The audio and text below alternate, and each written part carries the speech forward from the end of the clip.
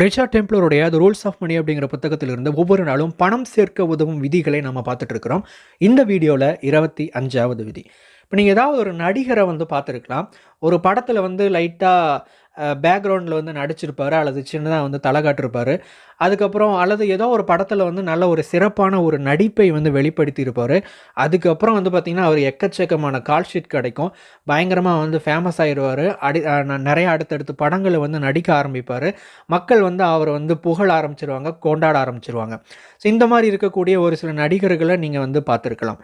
இவங்களை மக்கள் வந்து பொதுவாக ரொம்ப ஒரு லக்கியான ஒரு பர்சன், இவர் ரொம்ப அதிர்ஷ்டசாலி, டக்குன்னு பயங்கரமாக ரீச் ஆகிட்டார் ஒரே படத்தில் அப்படின்னு சொல்லிட்டு நிறையா பேர் வந்து பேசுகிறதையும் நீங்கள் கேட்டிருக்கலாம். ஆனால் உண்மை என்னென்னா, இந்த நடிகர் வந்து அந்த ஒரு படத்தில் நடிக்கிறதுக்கு முன்னாடி எத்தனை ஷார்ட் ஃபிலிமில் நடிச்சிருக்கிறாரு அப்படின்னு யாருக்கும் தெரியாது.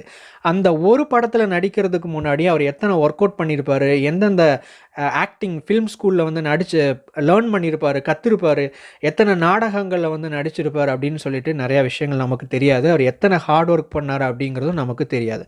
நடிகருக்கு அந்த ஒரு படம் அல்லது அந்த அந்த ஒரு பட வாய்ப்பு அப்படிங்கிறது வந்து ஒரு மிகப்பெரிய ஒரு அதிர்ஷ்டமாக இருந்திருக்கு அப்படின்னா, அதற்கு பின்னாடி அவர் செஞ்ச அந்த பேக்ரவுண்டில் ஒர்க் பண்ண அத்தனை விஷயங்களும் அந்த அதிர்ஷ்டத்துக்கு அடிப்படை காரணமாக அமைஞ்சது அப்படின்னு தான் சொல்லணும். இப்போ நீங்களும் அதிர்ஷ்டசாலி ஆகணும், எஸ்பெஷலி இந்த பணத்தின் விதிகளை பொறுத்த வரைக்கும் நீங்களும் மிகப்பெரிய அந்த ஒரு நிலையை, அந்த உயரத்தை அடையணும் அப்படின்னா, அதுக்கு வந்து பார்த்திங்கன்னா நீங்கள் 4 விஷயங்களை வந்து நீங்கள் செய்யணும். ஒன்று வந்து பார்த்திங்கன்னா டிஸ்கஸ் பண்ணணும்.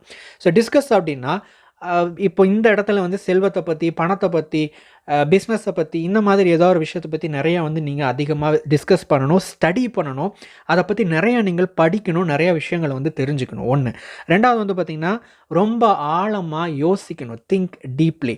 ஆழமாக யோசிக்கும்போது உங்களுக்குள்ளே கிடைக்கக்கூடிய அந்த கருத்துக்கள், அந்த யோசனைகள் வந்து பார்த்திங்கன்னா உங்களுடைய வாழ்க்கையை உயர்த்தும். 3வது வந்து பார்த்திங்கன்னா இன்வெஸ்ட். உங்களுடைய நேரத்தையும் உங்களுடைய செயல்களையும் முயற்சிகளையும் வந்து பார்த்திங்கன்னா நீங்கள் முதலீடு பண்ணணும். இது எல்லாமே எதற்கு நேராக இருக்கணும் அப்படின்னா, நீங்கள் உங்களுடைய இலக்காக வச்சிருக்கிற அந்த செல்வ செழிப்பு என்கிற அந்த நிலையை அடையிறதுக்கு அந்த ஒவ்வொரு செயல்களும் ஒவ்வொரு விஷயங்களும் வந்து பார்த்திங்கன்னா அதற்கு நேராக இருக்க வேண்டும். அதை நோக்கி பயணிக்கிறதாக இருக்க வேண்டும். 4வது வந்து பார்த்திங்கன்னா பிலீவ் இன் சம்திங். ஏதாவது ஒன்றின் மேல் உங்களுடைய நம்பிக்கையை வைத்து நீங்கள் முன்னோக்கி செல்ல வேண்டும்.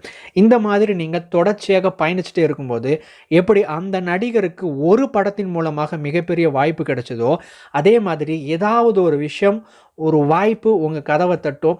அன்னைக்கு நீங்கள் ஒரு மிகப்பெரிய ரீச் அடைவீங்க. அன்னைக்கு உங்களை பார்த்து சொல்லுவாங்க, இவர் ரொம்ப அதிர்ஷ்டசாலி அப்படின்னு சொல்லிட்டு. அடுத்த வீடியோவில் 26வது விதியோடு உங்களை சந்திக்கிறேன். தேங்க்ஸ் ஃபார் வாட்சிங்.